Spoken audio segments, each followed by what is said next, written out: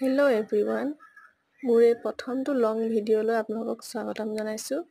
আজি বনাব লৈছোঁ মিছা মাছ শুকান ৰঙালাওৰ সৈতে এটা ধুনীয়া ৰেচিপি। এয়া মই প্ৰথমে লৈছোঁ জিৰা, ধনিয়া, তাৰপিছত লৈছোঁ হালধি, জলকীয়া গুড়ি আৰু নিমখ সোৱাদমতে লৈ ল'ব। তাৰপিছত লৈছোঁ আদা নহৰু পেষ্ট। প্ৰথমতে মই কেৰাহীত তেল দিছোঁ। আপোনালোকে যিকোনো তেল দিব পাৰে, মই মৰুৰ তেলটো ব্যৱহাৰ কৰিছোঁ। এয়া আমি পিঁয়াজখিনি ভাজি ল'ম। ভাজি মছলাখিনি তাতে দি লৈছোঁ। দি লৈ মছলাখিনিৰ লগতে মই মাছখিনি ভাজিছোঁ অলপমান পানী দি, যাতে শুকান মাছৰ গোন্ধটো নাইকিয়া হৈ যায়। এয়া দেখিছেনে, মোৰ ভাজিখিনি ধুনীয়াকৈ শুকানকৈ ভাজি ল'লোঁ। তেলবোৰ এৰিব ধৰিছে। অলপ সময় লৰোৱাৰ পিছত মই আৰু অলপ পানী দিম, যাতে মছলাখিনি ভালকৈ সিজে, তৰকাৰীখিনি খাবলৈ সোৱাদ হয়।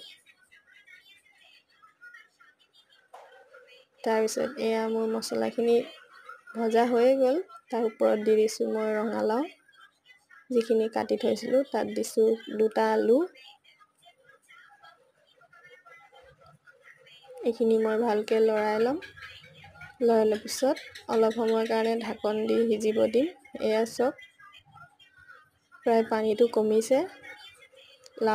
ৰঙালাওটো এনেও সোনকালেই সিজে বাৰু। মোৰ ৰঙালাও এয়া সিজিলেই।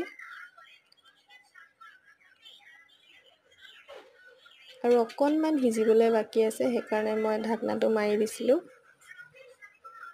এয়া মোৰ ৰঙালাও ৰেচিপি হ'বলেই হ'ল।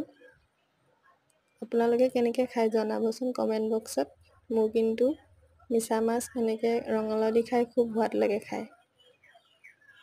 এয়া মোৰ ৰেচিপি ৰেডি হৈ গ'ল। আপোনালোকে এনেকৈ খায় নে নাখায় জনাবচোন।